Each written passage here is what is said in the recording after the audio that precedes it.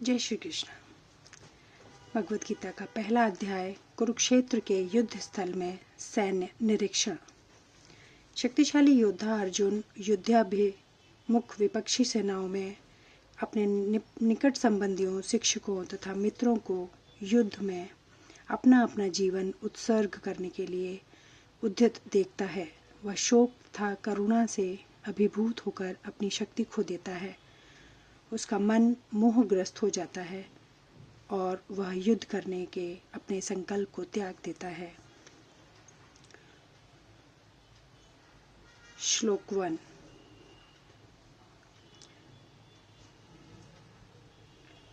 ये क्योंकि संस्कृत में लिखा है, मैं इसको नहीं पढ़ रही हूँ। हो सकता है पढ़ने में कुछ गलती हो। धृतराष्ट्र ने कहा, हे संजय, धर्म भूमि कुरुक्षेत्र में युद्ध की इच्छा से एकत्र हुए मेरे तथा पांडु के पुत्रों ने क्या किया। इसका तात्पर्य है, भगवद गीता एक बहुपठित अस्तित्व विज्ञान है जो गीता महामय के में सार रूप में दिया हुआ है। इसमें यह उल्लेख है कि मनुष्य को चाहिए कि वह श्री कृष्ण के भक्त की सहायता से संवीक्षण करते हुए भगवद गीता का अध्ययन करे और स्वार्थ प्रेरित व्याख्याओं के बिना उसे समझने का प्रयास करे।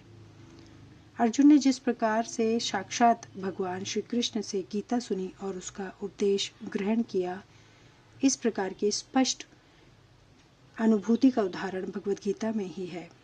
यदि उसी गुरु परंपरा से निजी स्वार्थ से प्रेरित हुए बिना किसी को भगवद गीता समझने का सौभाग्य प्राप्त हो तो वह समस्त वैदिक ज्ञान तथा विश्व के समस्त शास्त्रों के अध्ययन को पीछे छोड़ देता है।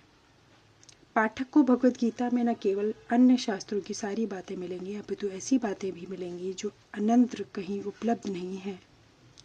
यही गीता का विशिष्ट मानदंड है।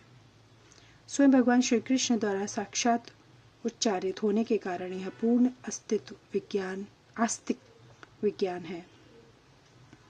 महाभारत में वर्णित धृतराष्ट्र तथा संजय की वार्ताएं इस महान दर्शन के मूल सिद्धांत का कार्य करती है।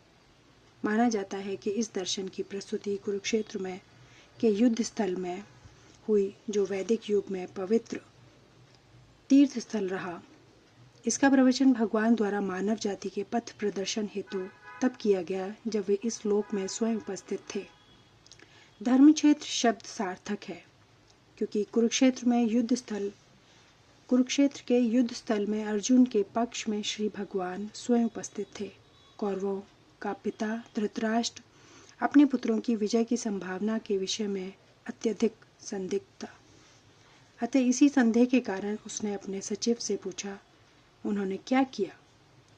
वह आश्वस्त था कि उसके पुत्र तथा उसके छोटे भाई पांडु के पुत्र कुरुक्षेत्र की युद्ध भूमि में निर्णयात्मक संग्राम के लिए एकत्र हुए हैं। फिर भी उसकी जिज्ञासा सार्थक है।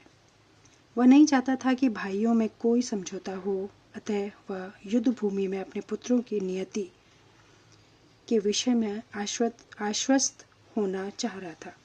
चूंकि इस युद्ध को कुरुक्षेत्र में लड़ा जाना था, जिसका उल्लेख वेदों में स्वर्ग के निवासियों के लिए भी तीर्थ स्थल के रूप में हुआ है, अतः धृतराष्ट्र अत्यंत भयभीत था कि वह इस पवित्र स्थल का युद्ध के परिणाम पर न जाने कैसा प्रभाव पड़े। उसे भलीभूत ज्ञात था कि इसका प्रभाव अर्जुन तथा पांडु के अन्य पुत्रों पर अत्यंत अनुकूल पड़ेगा, क्योंकि स्वभाव में से वे सभी पूर्ण आत्मा हैं। संजय श्री व्यास का शिष्य था, अतः उनकी कृपा से संजय धृतराष्ट्र के कक्ष में बैठे बैठे कुरुक्षेत्र में युद्ध स्थल का दर्शन कर सकता था। इसलिए धृतराष्ट्र ने उससे युद्ध स्थल की स्थिति के विषय में पूछा। पांडव तथा धृतराष्ट्र के पुत्र दोनों ही एक वंश से संबंधित हैं, किंतु यहाँ पर धृतराष्ट्र के वाक्य से उसके मनोभाव प्रकट होते हैं। उसने जानबूझकर अपने पुत्रों को कुरु कहा और पांडु के पुत्रों को वंश के उत्तराधिकारी से विलग कर दिया।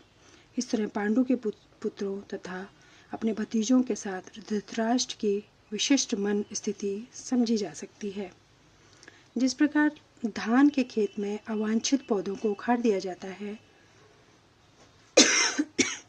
उसी प्रकार इस कथा के आरंभ से ही ऐसी आशा की जाती है कि जहाँ धर्म के पिता श्री कृष्ण उपस्थित हों, वहाँ कुरुक्षेत्र रूपी खेत में दुर्योधन आदि धृतराष्ट्र के पुत्र रूपी अवांछित पौधों को समूल नष्ट करके युधिष्ठिर आदि नितांत धार्मिक पुरुषों की स्थापना की जाएगी।